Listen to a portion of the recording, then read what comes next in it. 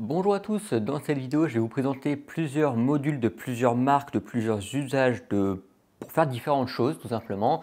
Et l'avantage de cette vidéo c'est que je vais les installer moi-même chez moi. Ça fait déjà une semaine que j'attends de les installer pour faire cette vidéo justement. Le premier module, je vous l'avais déjà présenté, il m'avait été donné par Domadou, c'est le Sonoff Extreme Mini. Il est très simple, il est très simple aussi à installer. Et lui, je vais le réserver pour ma salle de bain parce que vous allez voir pourquoi dans la vidéo. On va l'installer ensemble dans un cas concret. Ça, c'est le type de module qui n'a pas besoin de neutre. Il faut savoir qu'il y a deux grandes catégories de petits modules comme ça. Quand je parle de modules, c'est des modules pour piloter de la lumière. Donc, on garde la lumière existante qu'il y a chez vous. Moi, en l'occurrence, partout chez moi, j'ai que des spots. Donc, à remplacer, c'est possible, mais des spots Philips Hue, sachant que j'en ai au moins une petite dizaine, j'en ai pour facilement 600 €. Donc, non, en fait, on ne va pas faire ça. On va installer les petits modules que j'ai déjà pour domotiser l'existant. Et l'avantage de ces petits modules, c'est que dans certains cas, on n'a pas forcément besoin de remplacer les interrupteurs. On peut garder nos interrupteurs, que ce soit des va-et-vient, des doubles va-et-vient, un peu plus compliqué. On a aussi des télérupteurs. Tout ça, on peut le garder. Et c'est ce que je veux faire chez moi, c'est que je veux pas trop modifier l'existant, je veux juste le domotiser en gardant ce qui existe déjà. Donc ce module, il est sans neutre, il n'y a pas besoin d'avoir un neutre sur son interrupteur. Des fois il y en aura, des fois il n'y en aura pas, ça dépend de chez vous. Là j'ai un module sans neutre que je peux conseiller, il est tout petit, il est tout simple, il peut convenir dans pas mal de situations. Moi je l'aime bien, il coûte pas cher, c'est du Sonoff. D'ailleurs si l'un de ces produits vous intéresse, je vous mettrai les liens vers Domadou en description. Ils ont tous été fournis par eux, par Domadou, ils ont tous été fournis par Domadou. Sauf celui-ci, le module Relay Metering de chez Nodon. Vous savez, j'aime énormément Nodon et avec les petites boîtes carton et compagnie. Moi j'aime beaucoup Nodon, ils font des produits qui sont vraiment très bien et ils sont spécialistes justement dans ces petits modules.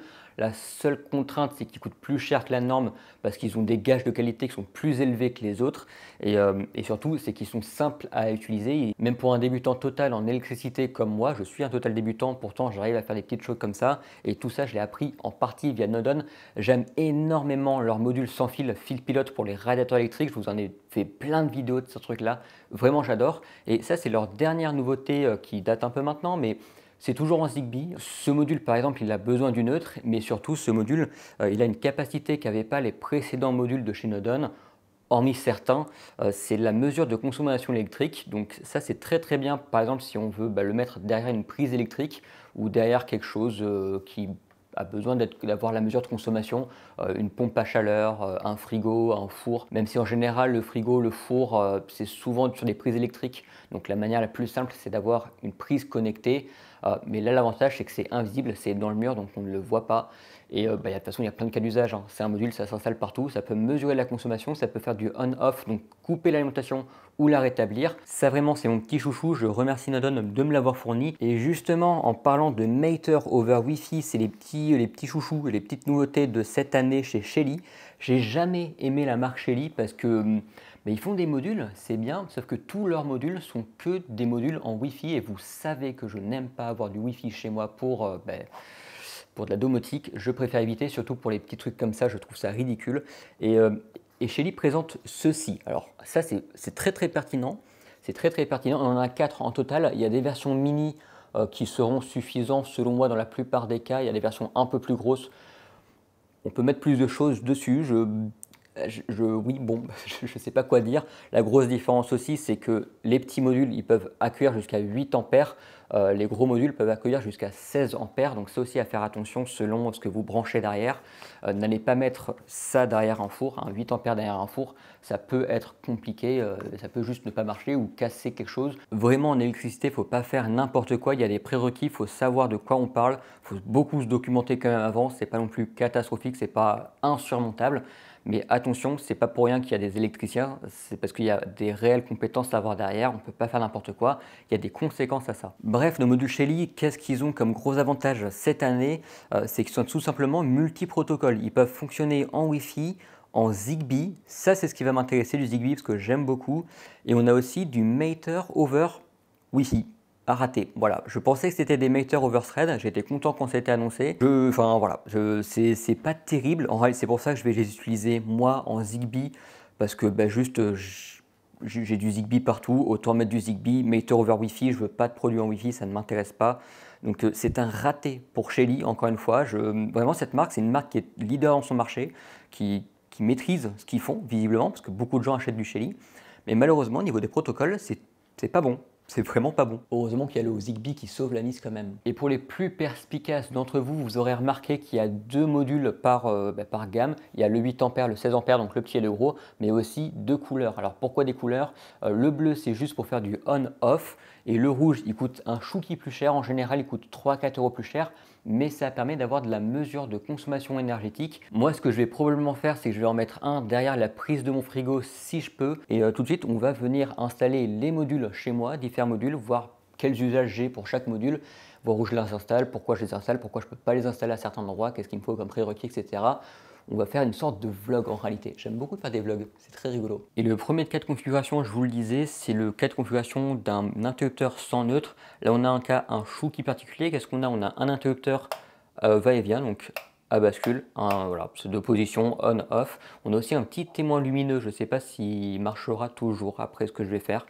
Je ne pense que non, je ne sais pas, on va voir. On a un interrupteur qui contrôle la lumière de ma salle de bain et celui-ci, on va venir le démonter pour réinsérer le module. Mais avant de le démonter, la première chose à faire, c'est de couper bien sûr le courant. Donc l'astuce, c'est de vérifier qu'il n'y a plus de courant. Donc là, je l'allume et je vais aller couper le courant. L'avantage, c'est que j'ai un logement qui est neuf, donc c'est assez simple et c'est très bien repéré, contrairement à ce que j'avais précédemment. Ici, j'ai les lampes. Donc les lampes, on va juste venir le disjoncter. Si vous n'êtes pas sûr, il y a une méthode très simple, c'est de tout faire sauter avec le gros ici. Je ne sais plus comment ça s'appelle. Je ne suis pas électricien encore une fois.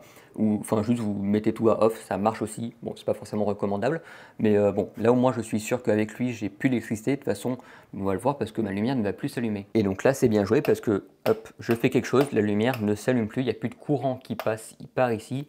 Donc je peux venir tout simplement venir démonter déjà la petite plaque de finition. L'avantage c'est que moi c'est du Legrand, normalement à la main. Voilà, ça casse un peu, mais à la main, j'arrive à le défaire. Et ensuite, on a notre interrupteur. Ici, on a généralement 2 vis, une à droite, une à gauche.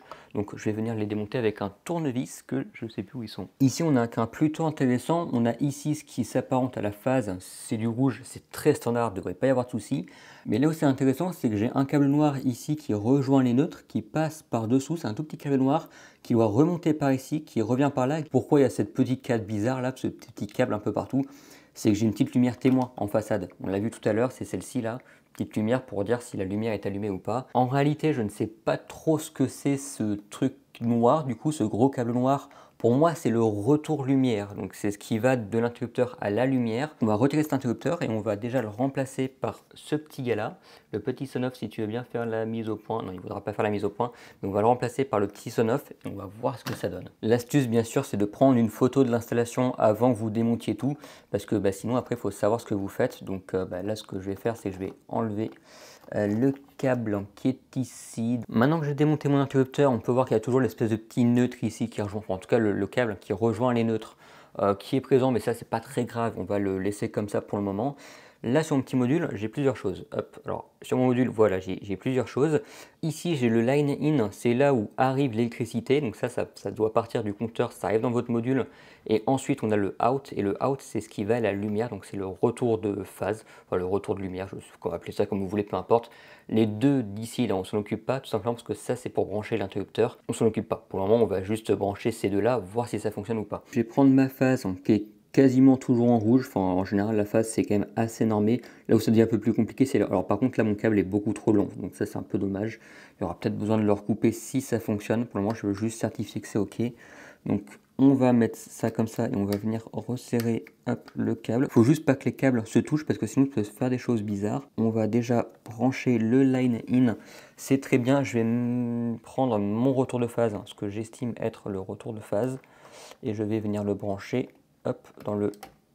dans celui-ci. Et normalement, rien qu'avec ce petit bouton là, je vais pouvoir faire du on et du off. Pour le moment, il n'y a pas de courant, donc ça fait rien. Le courant est branché. Maintenant, la question c'est si j'appuie là-dessus, qu'est-ce qui se passe? Ça fait un peu flipper, donc on va cliquer là-dessus. Hop, c'est bon, ça marche.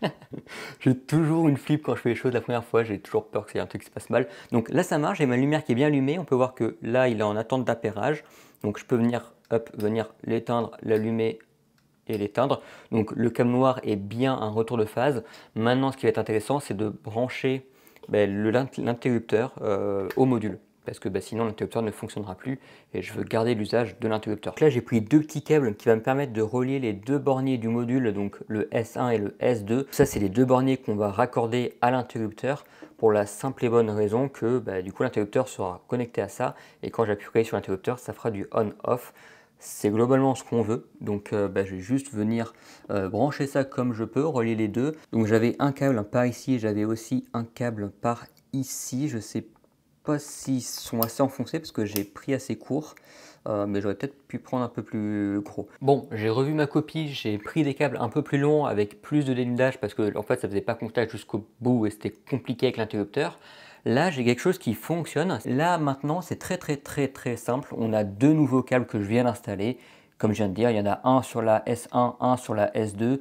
Sur votre interrupteur, vous avez le live, vous en mettez un des deux sur le live et vous mettez le second, donc on va dire S2, sur là où vous voulez que l'interrupteur soit, la position dans laquelle soit il est allumé, soit il est éteint. Et dans tous les cas, ça n'a pas trop d'importance parce que vu qu'on est sur un bouton va-et-vient, il n'y a pas une position de « Ah, j'appuie là-dessus, si le bouton il est en bas, c'est allumé, si le bouton est en haut, c'est éteint ». Ça n'existe pas. Ici, là j'ai mon bouton qui est situé vers le haut, la lumière est allumée, donc si je clique ici, tac, la lumière s'éteint, la lumière s'allume, la lumière s'éteint. Donc là, j'ai mon interrupteur qui est vers le bas, sauf que si j'allume virtuellement ce petit interrupteur ici, si je fais ça, c'est allumé. Mais du coup, quand je vais venir avec mon interrupteur, voilà. Donc là, j'ai mon interrupteur qui est vers le haut et du coup, en fait, ça ne veut plus dire que c'est allumé, ça veut dire que c'est éteint. Donc en réalité, la règle qui est intéressante à savoir, c'est que évitez les va-et-vient et si possible, remplacez vos va-et-vient par des télérupteurs, des boutons poussoirs parce que c'est beaucoup plus simple à domotiser, c'est beaucoup plus simple. C'est ce que j'ai uniquement dans ma chambre. Dans tous les cas, moi, je ne peux pas installer ça parce que le module plus interrupteur, ça ne rentre pas dans le boîtier d'encastrement et ça aussi, c'est quelque chose à faire attention. Le module, il faut qu'il rentre dans le boîtier d'encastrement. Donc si le boîtier d'encastrement n'est pas assez profond, ce qui est mon cas, au revoir, c'est juste ça marche pas. J'ai pu vous faire la démo, mais je vais remettre comme c'était à l'origine parce que juste je ne peux pas l'installer. Et pour résoudre ce problème, il existe une solution toute simple, c'est ce type de boîtier d'encastrement qu'on peut retrouver chez Domadou avec une petite poche en dessous qui permet tout simplement de venir loger le module dedans. Comme ça, il n'y a pas de problème d'encombrement parce que là on a la prise ou l'interrupteur et juste en dessous ici on a le petit module qu'on souhaite ajouter. Donc ça c'est tout simple, on peut le remplacer, ça coûte pas très cher. Mais à faire attention parce que dans beaucoup de cas, je pense que vous en aurez besoin. J'ai bien l'air con et si vous étiez sur Instagram, vous le saurez que j'ai bien l'air con parce que vous avez tout su sur Instagram sur pourquoi je me suis foiré dans cette vidéo. Donc on continue de se foirer et on va passer au cas où il y a une prise électrique, on veut mesurer sa consommation et mettre un petit module dedans. Mais moi je peux pas, donc on va faire autrement. Encore une fois, j'ai coupé mon électricité, j'ai démonté la plaque de finition, sauf que qu'est-ce qui se passe sur cette prise qui était reliée au frigo?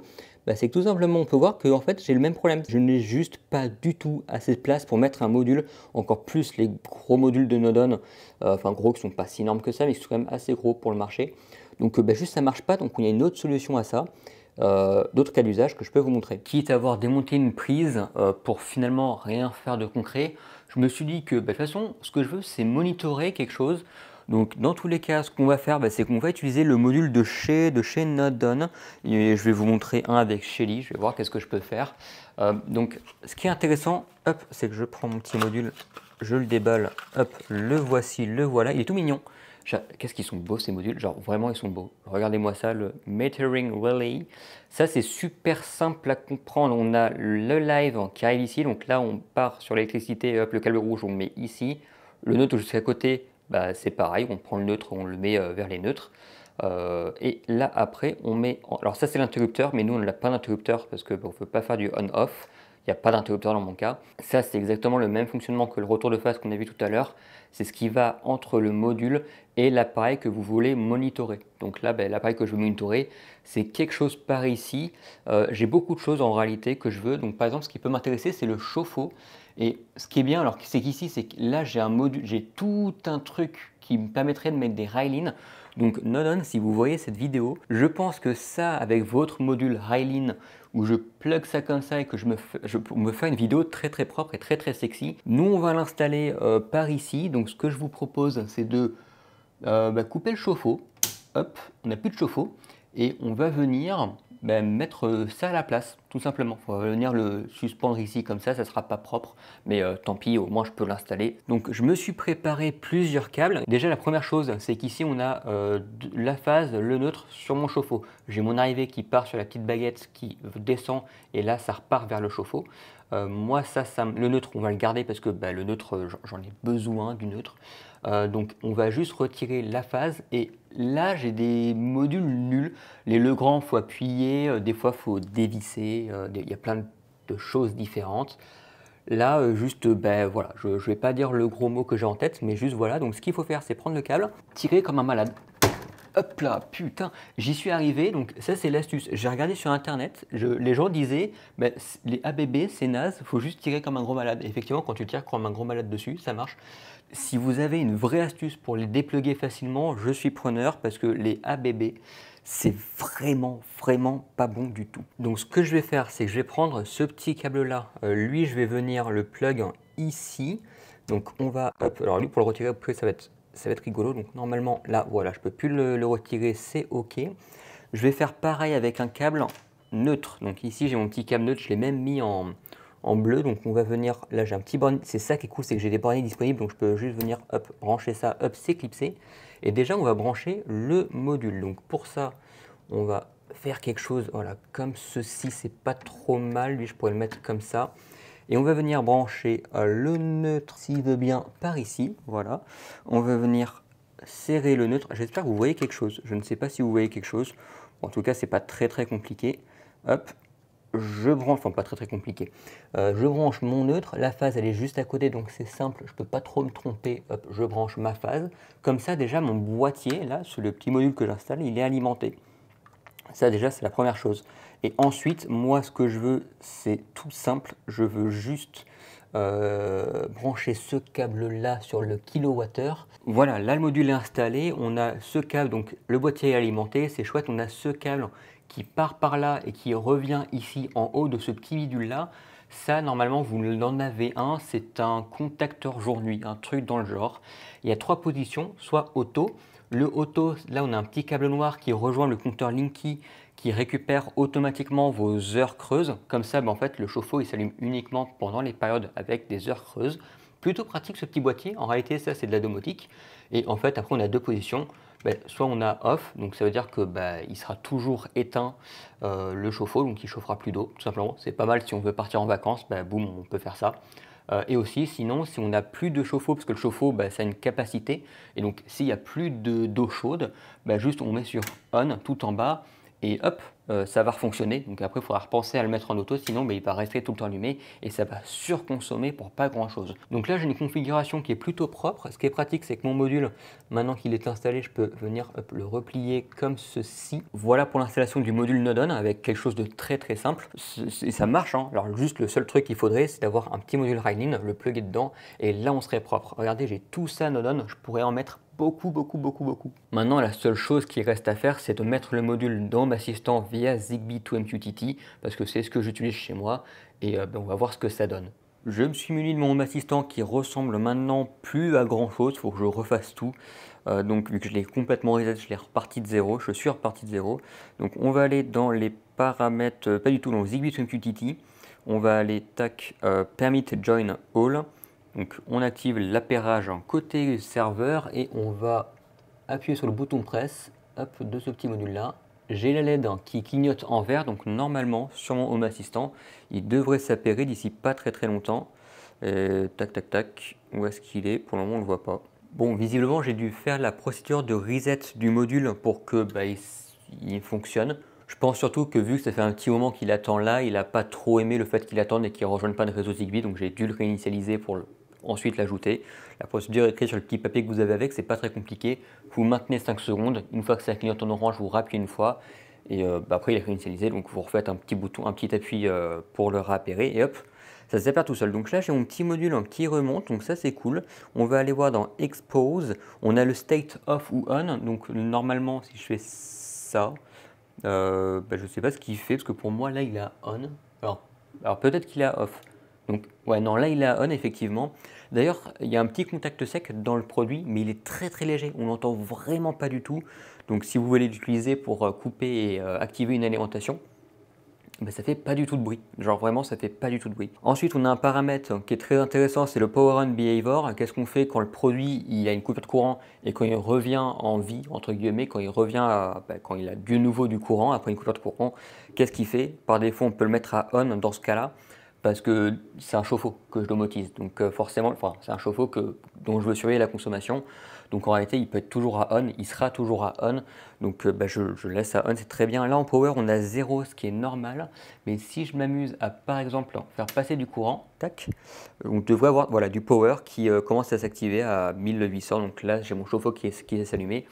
On va le remettre en automatique. D'ailleurs, juste après, on va aller faire un petit tour dans le dashboard énergie. Mais maintenant, il faut installer le Shelly, qui est déjà installé, mais bon, ça, vous ne le savez pas. Allez, troisième cas, on part sur un Shelly version gros, parce que pourquoi pas. La version grosse, en fait, elle a des petites bornies en plus. Pourquoi? Parce qu'elle a 2 neutres, donc ça peut être pratique dans certains cas. Alors là, dans mon emplacement, là où je suis, ça ne sert pas à grand chose, mais si vous la mettez derrière une prise comme je voulais faire à l'origine, ça peut être intéressant parce que du coup, si vous avez un pontage de neutre, on peut récupérer le neutre tac par ici, on peut avoir de neutres, c'est pratique. On a aussi 3 lives. Alors pourquoi 3? Pour brancher 3 choses différentes, je pense. Je ne sais pas s'il y a d'autres cas d'usage, je pense que oui, mais en tout cas on peut mettre plusieurs choses. Bon, pourquoi pas, ça peut être intéressant. On a le O pour out, ça c'est l'équipement qu'on veut monitorer ou couper d'ailleurs, parce que forcément ça peut aussi couper, mais moi dans mon cas précis, encore une fois je le redis, mais c'est juste pour la mesure de consommation que j'utilise ce module. Là, franchement, c'est un peu overkill. Attention, parce que aussi, lui peut aller quasiment jusqu'à 4000 watts et les petits, comme je disais, c'est 2 fois moins, c'est du 8 ampères. Donc, par déduction, divisé par 2, on va dire 2000. Et ensuite, on a le bornier switch, mais lui ne nous intéresse pas parce qu'on ne va pas mettre d'interrupteur. Vu que ici, il n'y a pas d'interrupteur à mettre, ça me paraît logique. Voilà. Donc, qu'est-ce qu'on va faire? Je ne sais pas. J'ai bien envie de faire la climatiseur qui est la PAC. Donc, je vais tester ça. On va couper ce monsieur. On va voir si ça s'allume. Bon, effectivement, la pompe à chaleur ne répond plus, donc c'est le bon. Ce qu'on va faire, c'est qu'on va encore tirer comme un gros malade dessus. C'est vraiment nul. Et de toute façon, je n'ai pas trop le choix, donc on va encore tirer une fois. Comme un gros fou. Alors par contre, j'ai un peu moins de lac. Voilà. Là, j'ai un peu plus de prise. Je viens de me fabriquer 2 petits câbles. L'origine, c'est que je voulais le mettre juste comme ça, mais sauf que comme ça, ça ne marche pas pour la simple bonne raison que les câbles vont passer comme ça. Donc après, je ne pourrais pas remettre mon boîtier. Donc, ce qui aurait été plus propre, c'est de faire passer les câbles par derrière.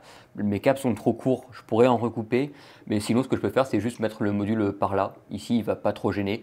Donc, je vais le mettre ici. Sachant que cette prise, je pense que je vais aussi mettre un module. Comme ça, je récupère la cara. Et la cara, je vais pouvoir la mettre sur mon frigo. Parce que du coup, au frigo, j'aimerais bien monitorer ce qu'il consomme. Donc, ça pourrait être un bon cas. Donc, ce que je vais faire, c'est qu'ici, j'ai un neutre, encore une fois, disponible. Donc, je vais aller clipser mon neutre. Hop, ça c'est fait. On a la phase. Je vais aller clipser ma phase. D'ailleurs, je pense que je vais même recouper parce que ça, c'est juste beaucoup trop grand. Voilà, comme ça ira mieux. Donc, je vais prendre ma phase. Je vais la mettre, peu importe lequel. Tac, je vais la mettre ici. Hop, c'est très bien. J'ai mes 2 petits câbles. On va prendre le module. C'est encore une fois super simple, hein. On a le neutre. Je vais mettre le neutre ici. Donc, le N pour le neutre. Hop, je visse. Très très simple. On a le L pour le live, donc ça on va le mettre, peu importe, j'ai 3 borniers pour le live, donc on va le mettre ici, c'est très très bien. On va venir, encore une fois, visser. Et ensuite, il ne me reste plus que le câble qui va à la pompe à chaleur, donc ces câbles-là, je vais les tordre un peu parce que lui, il n'est pas assez long, donc je vais aller le prendre là. Et là, bien sûr, je vais aller... De toute façon, en plus, ce qui est bien, c'est que les schémas sont représentés, donc c'est simple à comprendre. D'ailleurs, c'est pareil, ce câble, il est un peu trop grand, donc on va juste venir, le découper un chouki, comme ça devrait suffire. J'aime pas trop laisser d'apparent, moyen d'apparent et plus c'est sécurisé dans l'idée. Donc on va venir mettre le câble, on le voit encore un peu mais ça va. Et on va venir le resserrer. Voilà, j'ai mon petit module qui est tout prêt. Donc maintenant je vais juste venir lui mettre la tête en arrière. Je vais faire quelque chose, il faut que je plie mes câbles comme ceci. Tac. Hop, quelque chose du genre, voilà, bon, pourquoi pas. Donc moi je l'ai mis mon module à peu près comme j'ai pu, comme ça. D'ailleurs, la chose intéressante dans votre boîtier électrique, coffret électrique, mettez pas des modules comme ça, mettez des modules Rylin qui se vraiment qui se plug comme ça, un peu comme les disjoncteurs. C'est beaucoup plus propre, donc faut pas hésiter. Puis vous perdez pas en fonctionnalité, vous en gagnez. C'est vraiment la même chose, c'est juste que ils sont prévus pour. Chez lui en font, je crois. Alors je sais pas s'ils les font en Zigbee et en Matter over Wi-Fi comme celui-ci. Quelque chose comme ça, quand je vais venir mettre mon boîtier, alors il faudra que je retire cette prise. Quand je vais revenir mettre mon boîtier, on verra. Voilà, ça sera juste, ça fermera correctement, tout simplement. Donc on va laisser ça comme ça et puis on va faire l'appairage. D'ailleurs, le petit bouton, normalement, il est ici. On le voit ici, on ne le voit pas trop, mais j'ai le bouton d'appairage ici. Ce qu'on va faire, c'est qu'on va le mettre à on. Ensuite, on peut voir que mon petit bouton là, ça clignote rouge. Je ne sais pas si on le voit à la caméra, mais ça clignote rouge. Je vais dire Permit Join All. Et est-ce que par défaut il est en Zigbee ou pas? Je ne sais pas. Là, ce qui est intéressant, c'est que ça ne remonte pas sur Zigbee. Et en fait, quand on lit la procédure qui est là, alors d'ailleurs, il y a toute la, il y a tout. Ça vous dit ici ce que c'est le O, ce que c'est le SW, ce que c'est le L, le T, le plus, etc. Tous les petits logos qu'il y a sur le module, en fait, c'est dans la procédure. Enfin, c'est dans la notice plutôt. Donc bon, la notice pour une fois sert à quelque chose visiblement. C'est con parce que moi je ne l'ai pas lu. Et ce que ça dit clairement, c'est que par défaut il fonctionne avec Matter, ce qui est plutôt logique, sauf que c'est du Matter over Wi-Fi. Je veux pas de Wi-Fi chez moi encore une fois. Donc on va le mettre en Zigbee. Donc vu que par défaut l'appareil est Matter, normalement je devrais le trouver. Donc si je clique sur plus, alors je vais pas l'ajouter dans HomeKit, mais juste pour la démo, hein, on va ajouter un accessoire. J'ai presque plus de batterie dans le micro, il faut que je me dépêche. Plus d'options, effectivement je trouve le Shelly One PM Gen 4. Donc bon, il est présent, sauf que moi je ne veux pas l'ajouter avec Matter, je veux l'ajouter en Zigbee. Et par ici, alors ça discute un peu, network close, ok, c'est juste parce que ma permit join c'est désactivé, donc on va dire up permit join et on va voir ce qui se passe. Alors normalement, 1, 2, 3, 4, 5, c'est un peu compliqué. Alors vu qu'il a deux méthodes de fonctionnement, soit Matter, soit Zigbee, un peu spécifique le Loustic, si il ne répond pas quand vous faites un appui, il faut appuyer 5 fois sur le bouton pour le mettre en Zigbee, par défaut il est en Matter, mais si vous le mettez en Zigbee, il faut cliquer 5 fois dessus rapidement. Si ça ne marche pas, vous maintenez 5 secondes, le temps qu'il s'active et que la LED clignote plus vite. Une fois que vous retirez votre pouce, une fois que ça clignote plus vite. Ensuite, une fois que c'est calmé et qu'il clignote plus lentement, vous faites 5 clics rapides et là, il va se mettre en Zigbee. Et là, on le voit, on a du Zigbee. Donc ici, je vais appuyer dessus. On va aller dans Expose. On a le state, donc on-off. Par défaut, il a off, on va dire, hop là, on.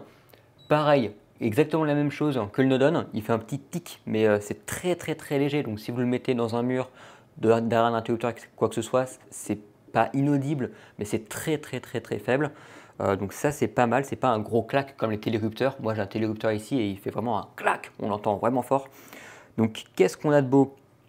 Le power, là on peut voir que la PAC démarre, donc forcément elle consomme 100 watts. Bon, du coup, pour le Shelly, c'est aussi validé. Ça reste assez simple à installer si on veut juste faire de la mesure de consommation énergétique. Même si dans certains cas, vous voulez mettre un interrupteur en plus, ça reste plutôt simple à installer en réalité. C'est juste, il y a plein de problématiques selon votre installation, selon dans l'habitat dans lequel vous êtes, dans l'environnement dans lequel vous êtes. Suivant comment l'électricité a été faite, comment elle a été passée, si c'est plus ou moins normé, si c'est plus ou moins récent, ça peut être compliqué. Et en réalité, c'est plus l'environnement qui va vous embêter plutôt que les modules. Les modules, ça marche bien en fait, même de différentes gammes, de différents produits, de différentes choses, ça marche bien. C'est souvent l'environnement qui vous bloque. Et la dernière étape, c'est d'aller sur Home Assistant pour régler la page énergie que j'aime beaucoup. Elle s'étoffe petit à petit, il y a eu énormément d'améliorations l'année précédente, en 2024, et ça continue, donc ça c'est pas mal.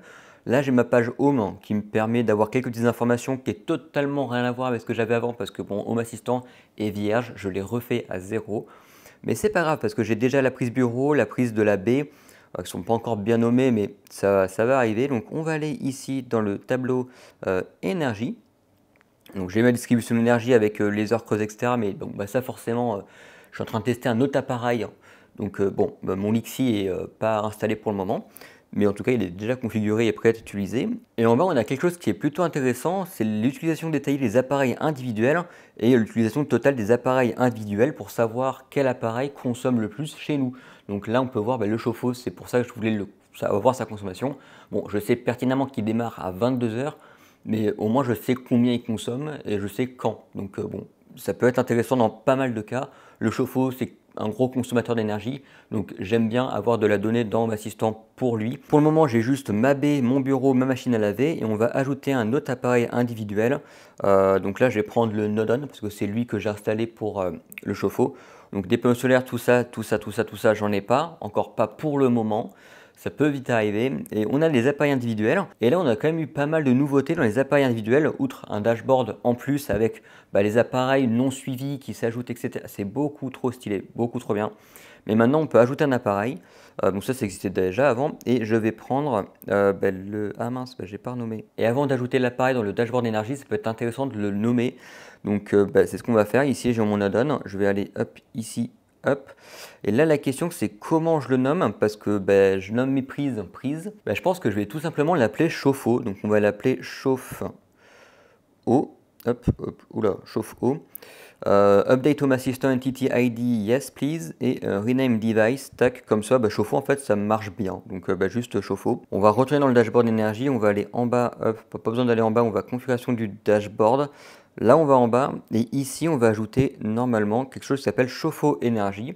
Ça, c'est pas mal. Nom d'affichage, par défaut, ça met le nom de l'entité. Et ça, c'est une nouveauté. Par exemple, on peut mettre maintenant chauffe-eau. On peut toujours pas choisir la couleur de l'équipement, ce qui est un peu dommage.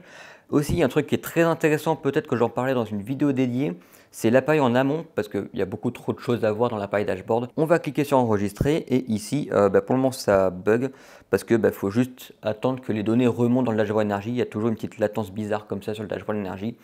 Mais d'ici quelques temps, ça sera OK. Voilà pour cette vidéo, j'espère qu'elle vous aura plu. Si vous voulez discuter de ce que je viens de faire et de ces petits projets-là, n'hésitez pas à venir sur le nouveau forum, forumdomotique.com, et vous avez les liens en description. Il y a des channels dédiés à peu près tout ce qui concerne la domotique. Si vous avez des questions ou que vous voulez juste échanger autour de la vidéo, mais dans un espace un peu plus sexy que les commentaires YouTube avec moi et avec les autres personnes qui me regardent, n'hésitez pas à aller faire un petit tour. Et de toute façon, on se retrouve très bientôt pour une prochaine vidéo. Allez, ciao!